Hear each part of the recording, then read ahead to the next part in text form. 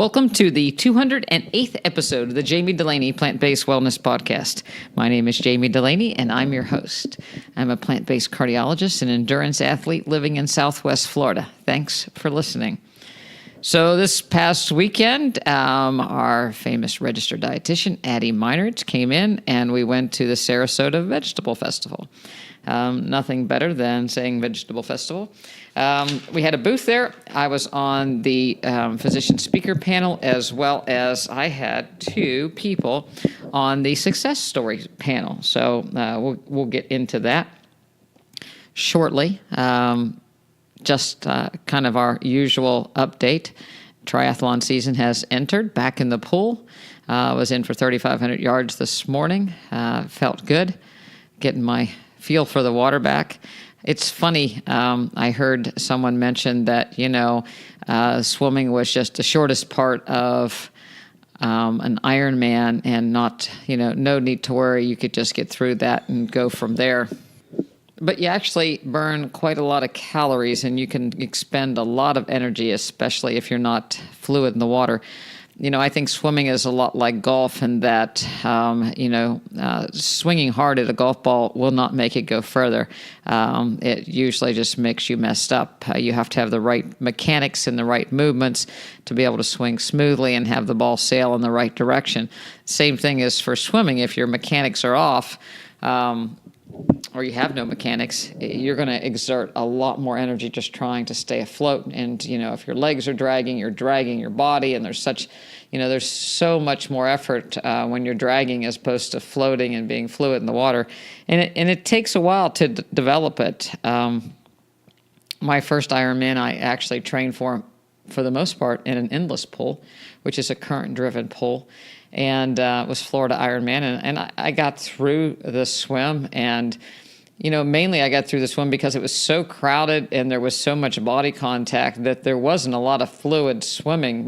So you take 3 or 4 strokes and you'd sight, and 3 or 4 strokes and you sight. But I had been in enough other shorter races that the sighting wasn't too bad, and I got through that. But I've seen a lot of improvement in my swimming since joining Masters swim groups.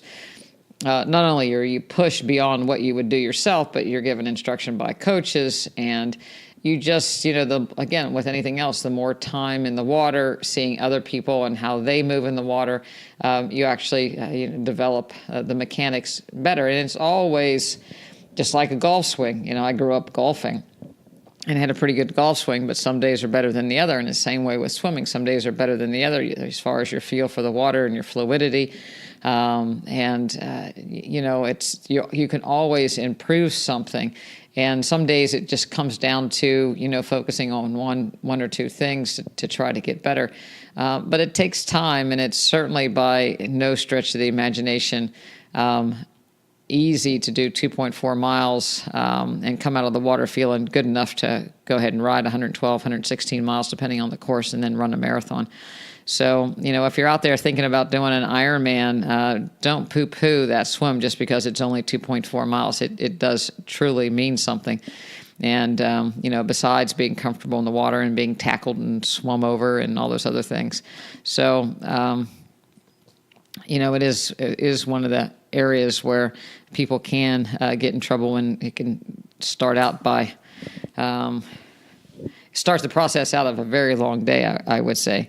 But anyway, I'm back in the water and enjoying it. I've also been doing some cold exposure trainings, and you might wonder how I do this in Florida since it's getting hotter. The humidity is back here in full force. And we're getting up into the high 80s, and the lows are in the high 70s, the last couple of days. But I've been doing some cold shower to try to get used to tolerating something uncomfortable, incorporating with a breathing pattern, a little bit of Wim Hof breathing if you haven't looked into him in Iceman, but also just kind of focusing more on taking effective breaths and getting used to uncomfortable temperatures, possibly decrease inflammation a little bit. But it's also helped me with, not dreading to get in the water as much as far as, again, it's warming up. The water was actually hotter than my shower today. So not as big a problem, but I'm enjoying the benefits of doing some of this cold water exposure. I think it's good for general decrease in inflammation. Back on the bike, I do a Zwift during the week, and then on the road on the weekends. So, you have to get your bike legs back as well, continuing the running, starting to go back and do the weights again. So, kind of finished with my Mendocino Ultra taper or reverse taper, and starting to get back in action as far as that goes. It is hot, as I mentioned, in Florida, so the backyard garden is still hanging on. Tomato plants everywhere, pepper plants everywhere, blooming guavas, blooming persimmon. I don't think the persimmons are going to make it. The mangoes are still hanging on. We've had some wind. They're falling off a little bit, but enjoying tropical fruits. Got to see and talk to some people up at the Vegefest about, tips of growing fruit trees in Florida. So that was all good. It's education in of itself, learning how best to take care of your fruit trees in an organic manner, so that they can do good. We have some banana trees that are starting to take off. And, little herb garden still going. I have white potatoes that are doing really well. So it's all a process, and, enjoy getting in the backyard and working as far as one of my stress relievers as well. Our book is getting really, really close. We just have a few last-minute things to do before we upload that and get a first copy up. So I'll keep you posted about that. It will be available on Amazon. So you can, we'll let you know when that's available. We're really happy and excited. A plant-based wellness cookbook, the doctor, the dietitian, and the diva. So I think that's really going to be exciting to get that and share the recipes that we use in our nutrition classes, and recipes that are near and dear to us from a family, and our kind of go-to recipes over the years since we become plant-based. They're tailored to not be real difficult. You don't have to go looking all over the world for ingredients. They don't take hours and hours to make. There are a couple more complicated recipes, but for the most part, they're all very easy recipes that you can make yourself, and then even alter them to make them your own. So I encourage you to take a look at that and do it. We don't do a lot of really high calorie things in the cookbook, and a variety of colors, and fair amount of fiber. Emphasis on, the emphasis of the cookbook is on, not only tasting good, being able to get on the table good, but also being of high nutritional value. So look forward to getting that out and doing that release. It's going to be really exciting. Certainly I think I'll have the dietitian and the diva on the podcast when we do the release. I think that'll be a lot of fun. I think we can get the diva talking a little bit on the podcast. I think she'll enjoy that. So we went to the Vegefest. This was the Sarasota second Vegefest that they've had, and it was bigger than last year. It was a very nice day, warm day, but a very, very nice day. We had a tent, as I was on the physicians speakers panel. I think it's always interesting to see who goes to a Vegefest. Originally Vegefests were more towards the vegan movement, focusing on, decreasing our consumption of animal products, hopefully eliminating our consumption of animal products, and bringing attention and awareness to the impact that animal agriculture has on our environment. And so certainly I think the Humane Society and Sea Shepherd was there, and other farm sanctuaries and rescue organizations were there, because I think that really brings people to the table. Even domestic dog and cat rescue. There was a rabbit rescue. People see that, and then they see the farm animals, and all of a sudden you start to connect the dots, realizing that, farm animals are people too, and want to be loved, and, deserve to have a happy and humane life, and we don't need to eat them to get our nutrients. So it certainly brings those people to the the Veg Fest first. And then, they drag their friends. And so there's that movement. Over the last couple of years, there's been, more plant-based nutrition, and the health benefits of becoming plant-based have started to also have a place at the Veg Fest, which I think is great.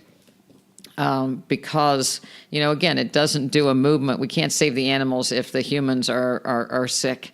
And if the humans are becoming sick because they're not eating animals, or so people would think because they're not eating animals, then, that's not going to help out.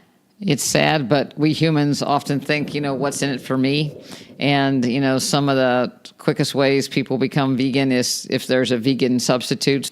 People are worried about missing out or having to give up something. So I think we need to, the quicker we can get beyond that, the better. Because when it comes to health, the reason why we're giving something up is because it made us sick. So finding a substitute that's just vegan for something that made us sick or unhealthy in the first place is not really what it's all about, especially, when I look at it from a health perspective. So if I take a burger that has all the same amount of saturated fat as a regular hamburger, it's not helping me as a human to live better. It's certainly helping the animals, but it's not helping me as a human. And we really need to get our health crisis under control in this world, as far as, heart disease is our number one killer, with 600,000 people dying each year. So I think as soon as you can get beyond trying to find substitute for things that make people make you sick, the better it is. So, I had a couple in today, and the husband actually just enjoys eating broccoli made to look like broccoli, and, a potato like potato, and beans like beans. He doesn't want them in a casserole. He doesn't want them mixed up. He doesn't want a sauce on them. And his wife thought that was actually harder to do, but she really hadn't had that conversation with him. She thought he was hard to cook for. But when she heard him vocalize that he just wanted things simple, in reality, it made it a lot easier for her, because she was trying to come up with all these complicated recipes to make these special dishes for him. And he was perfectly fine with just the plain vegetables and potatoes and things looking like they do naturally. And, often when we start, making something out of nothing, so to speak, that's when we start to get in trouble. A long time ago, somebody was really excited when I was working at another organization. They came out, it's like, oh, here's a recipe for a vegan cheesecake. Well, the reality of it is it had the same amount of saturated fat and same calorie content as regular cheesecake. So it's not like that was something that I wanted to do to become healthy. Again, cheesecake is not healthy when it's made with dairy, and it's not really healthy when it's made with a bunch of nuts either. So anyway, so you have a lot of people that come to the Veg Fest that, more for the animals, some from the environment. And then, a lot of people come to see, they like crafts and different things like that. There was a fruit stand, with trees, a couple of those. That was very interesting. People interested in agriculture. Of course, there were food vendors, some more healthy than others, some kombucha stations, which were good, some plant-based ice cream, which was good, and some different ethnic. There was Jamaican and Indian food, and so it's always good to be able to try new things. And even if it's not the most healthy, I think one of the great things about the Vegetable Fest is that you can see those food and those spices and then go home and make it so that it's more healthy. And so you're learning about those different spices. We had some great Indian food that had some really good spice to it. And, it's like, so how can we make this just a little bit healthier, and go from there? They had some vegan naan. Of course, if you go out, naan is traditionally made with, with butter or ghee and dairy. So you can do a vegan version of it. So it's, I think that opened people's eyes up that, hey, there's a vegan version of naan. Oils in bread oil in bread is just to extend shelf life. It has nothing to do with the quality of bread. Everybody gets, like, oh, I can't make that without oil. But really you can. It just extends the shelf life more, so you just don't need to do that. You can freeze it, keep it in the refrigerator. But you don't need oil to make bread. You need yeast and water. So, I think it brings awareness. So if you go out and you see something, it's like, this is not really as healthy as I would like it. How can I make this more healthy for me where I am in my stage of the plant-based journey? The population was younger. I would say that the age of the population was, average age, high 30s to mid, low to mid 40s was the age of the population. At the Sarasota Vegefest, that is not the average age of the people in Sarasota. It's an older community. It's a little bit younger than some of the other surrounding communities on the west coast of Florida, but it's still by far not the traditional Sarasota group. And it was definitely a different population than what you would see on the beach. Sarasota is known for Siesta Key Beach, which is, one of the most beautiful beaches. It's one of the top 10, if not in the country, as far as beautiful beaches with really white, sugary type sand. But you didn't see a lot of people that you would think were, beach goers there. So it was great. There was a great turnout. I would hope that in the future we would get a more diverse population. It was great that people came up to our tent, and said, hey, my friend said I should come here and speak to you since you're going to be at the Veg Fest, and listen to you speak about the health benefits of being plant-based. So I thought that was good, that people actually came looking for a better way or a solution to become healthier. So that was very good. And when we did the physicians panel, there was an endocrinologist and a pediatrician, myself as a cardiologist, a radiation oncologist, and a pharmacist. And the moderator asked us each a question on how plant-based nutrition pertained to our specialty, and we were given 5 minutes to answer that question. We were given 5 minutes to answer, the mechanisms of disease and how plant-based medicine, reverses that, and what we do in our practice. Somebody asked, where we were located and what we did in our practice to spread the message, not only to people with health issues, but to other physicians. And, I think that topic is, everybody would like their doctor to be more aware of nutrition, and the excuse is always out there, we didn't get any education. We didn't get any nutrition education in our medical school. I'm still of the viewpoint that there's so much to learn in medical school that nutrition is something that you need to learn in residency and after, because you just have to get the basics down first. Back to swimming. You really need to learn freestyle before you start doing the butterfly. And I think that the basics of nutrition should be taught, and maybe a little bit more. But if we as physicians need to be able to take care of sick people, and then back our way down to keeping people well. And so that is more in the clinical years, I believe, that, how do we, in outpatient settings, how do we keep people healthy? How do you practice that in your medical practice? If I would say anything is missing in training, it is what to do in a medical practice. We, as medical students, as residents, as fellows, we would go to what you call a clinic, which would be a outpatient setting located in a hospital to take care of patients that would come to the university.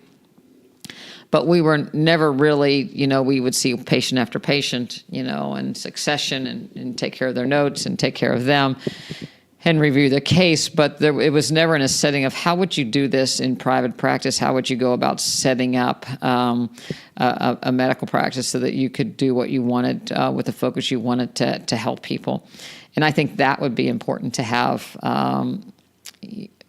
probably more during residency, so that's actually put in practice. And so in order to do that, we need to get medical practices focusing on nutrition. And, I think that I'm so fortunate to have a registered dietitian working with me to help me. I love to cook. I'm very interested in nutrition, so I like to talk about it. So I actually like doing the nutrition classes that we have in our office. I have the help of my staff to prep the food. So I just get the glory of making it in front of them, and then having a discussion about the benefits and a scientific discussion during the nutrition class. If you're not comfortable, if a physician's not comfortable, that's certainly, a registered dietitian could do that role, and they could do more of the talk on the scientific aspect of it. But I think that this is a great model to try to spread to other physicians, and it's slowly catching on. In our community, people are starting to see patients get better, and they're wondering what was going on. The funniest thing that happened last week was I did have a patient in the hospital, was 95 years old, that she had some chest pain.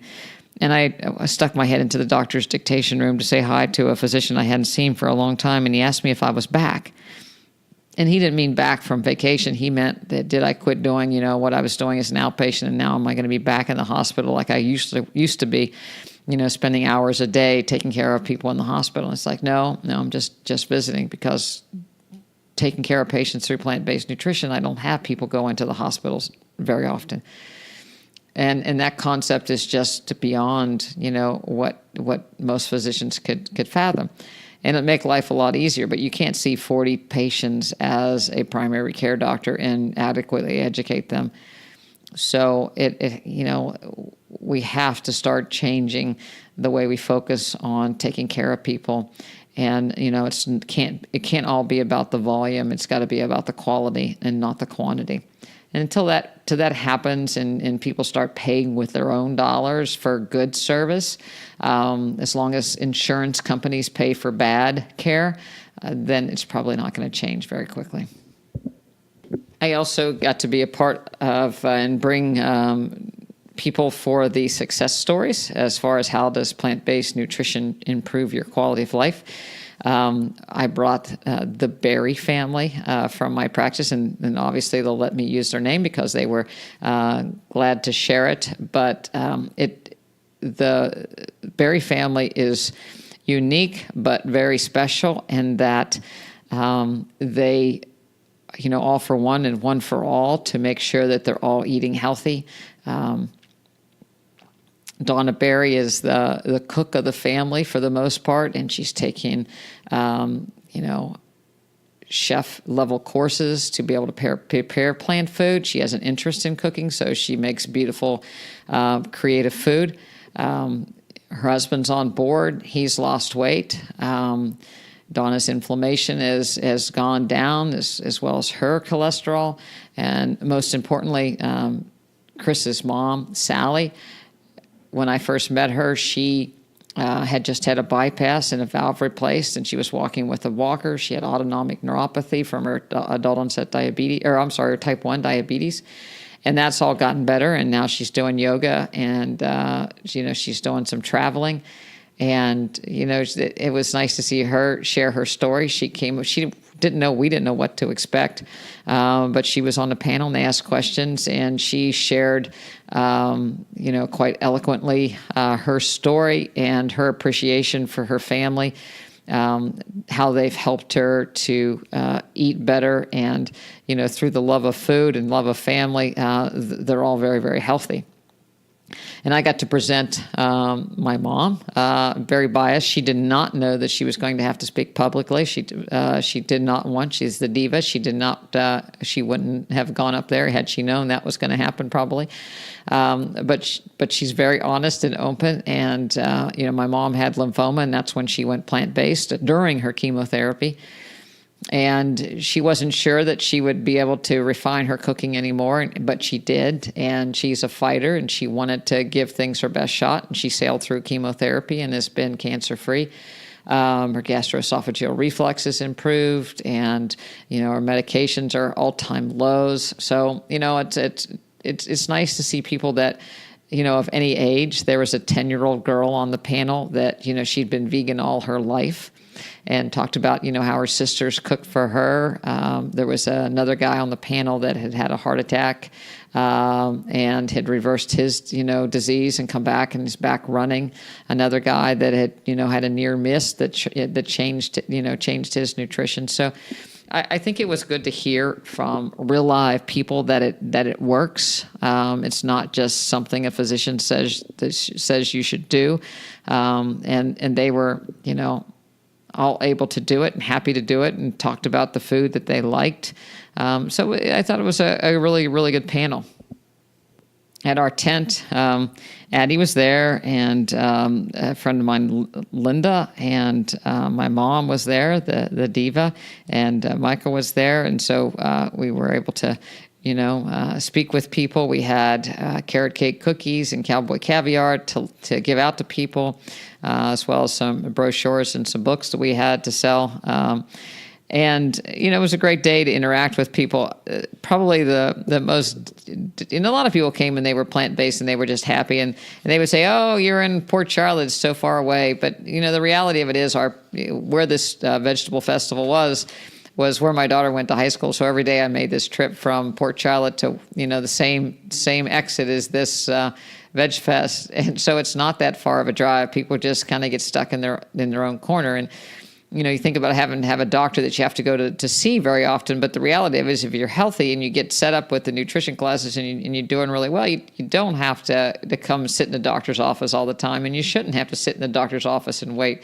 So it's a whole different concept that, we're trying to showcase that, we want people to be healthy and well and be active, whether they want to climb a mountain, go hiking for the summer, run a marathon, do an ultra, do a triathlon, go on a safari. We have patients getting ready to go on a safari in August, or they just want to get off their medications. That's what we're all about, and some of it can be done on the phone. Some of it can be done in person, but we have people to support. You have a registered dietitian and a nurse and myself that's always there to help in the nutrition classes to help keep you accountable and to educate and to support and to get feedback. And so, we're dedicated to helping people achieve those goals through plant-based nutrition. And, quickly they see that's the best way to go. So a lot of people came by the booth to talk about that. The most difficult lady came by, she was keto. And obviously she'd been keto for 6 months. Had it been working great, she wouldn't be at the Vegefest. And nor did she look like it was really working great. And, she said, well, I'd like to do it, but I'm keto, and I don't think you can do a keto diet being, plant-based. And the first thing I said, a keto diet carries an increased risk of cancer. And she said, no, those studies aren't right. And, we talked a little bit about what she ate. And of course, she said she ate vegetables, and she said she, ate mainly fish, but then she also ate bacon. And I really wondered, she hadn't had bread in 6 months and, any kind of starches for 6 months. And I think a lot of people get confused about what the ketogenic diet is. And truly, it's less than 5% of the calories come from carbohydrates. And that means carbohydrates such as, kale or anything with fiber, fruits, vegetables. And so that 5% of calories is about somewhere around 30 grams of carbohydrate a day. So if you were on a 2,000 calorie diet, like, people in the boxes usually say based on a 2,000 calorie diet, then that means that about 100 calories or 5% would come from carbohydrates. So that would be an apple. So one apple and the rest meat products. It could be 4 cups of broccoli. 4 cups of broccoli would get you 9 to 10 grams of fiber, because one of the biggest things that's missing on the ketogenic diet is fiber. So you're going to select for gut microbes that are very inflammatory. You're going to increase your risk of cancer based on that. We know that a high fiber diet decreases the risk of all kinds of cancers we talked about last week, but it also will lower your cholesterol, make you regular, feed your good gut microbes, decrease your risk of heart attack and stroke. So by not getting that 50 to 70 grams of fiber in, you right then and there, that tells you that the ketogenic diet is not going to be healthy. We know the countries that do the best have a high fiber diet. End of story. So 4 cups of broccoli, kale would be 8 to 10 cups of kale, which is about 10 grams of fiber. That's about as good as it gets. Most leafy vegetables, you can get 10 grams of fiber for 100 calories. But anything else, that obviously people aren't allowed to have fruit on a ketogenic diet because they don't want carbohydrates. They want you to make ketone bodies, and these short-chain fatty acids is what they want you to be making. And you can if you have a source of carbs. So there's no way you can stick to that. Just the constipation factor alone, there's just no way people can maintain that for any length of time. And the risk is so great, to get the rest of your nutrients in. If you look at a cup of carrots, it's 52 calories. So you could have 2 cups of carrots. That gets you 8 grams of fiber. You have 4 medium-sized tomatoes with 4 grams of fiber. It's crazy when you think about it, how limiting it is. It's not going to be of any color. So your antioxidants and phytonutrients are going to be at all-time low. Cholesterol is going to be high. So there's just, I guess if somebody said they're keto, you'd ask them, so where do you get your fiber? How do you possibly do that? I guess you could eat sawdust, 50 grams of sawdust a day. I'm not sure what that would do, along with all that fatty meat. But it's just really, really, really scary. The other thing happens with a high carbohydrate vegetable and fruit diet is that you get so much more hydration. I've had people come to me and it's like, I think I need to eat more fat because my skin is dry. Your skin's not dry because you're missing fat. Your skin is dry because of hydration. And so these people are, they're not getting, again, that's another thing that leads to their constipation.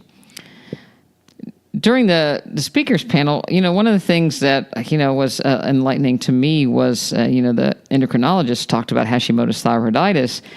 And he really had some success with reversing it if caught in the first couple of years. Most of the time, by the time we get a hold of people with hypothyroidism, they've been hypothyroid for a long time, especially from a cardiology view. People come with coronary artery disease, and typically the first thing that happens is in their 30s, they get hypothyroid, and then they get diabetes and high blood pressure, and then the coronary artery disease starts.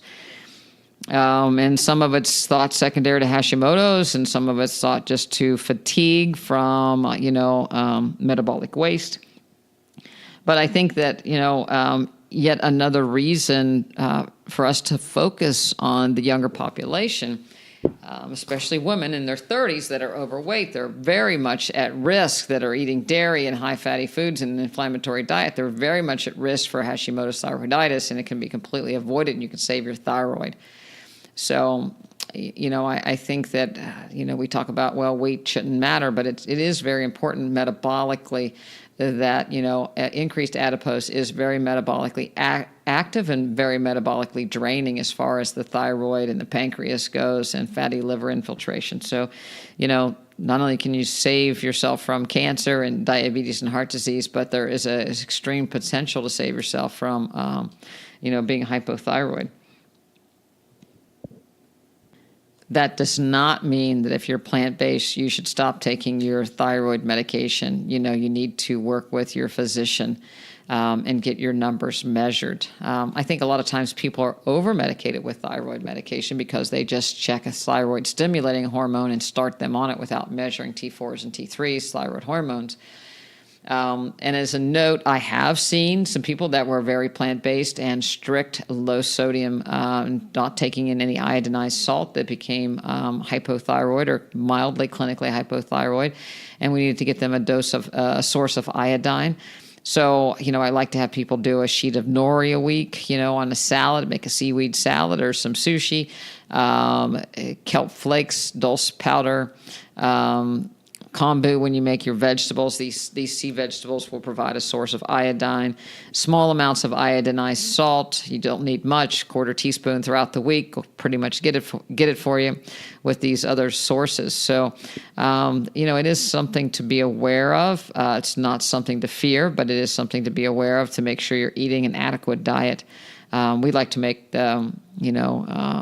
chickpea salad with some dulse flakes or kelp powder in it that gives it somewhat of a tuna fish type of familiarity, so to speak.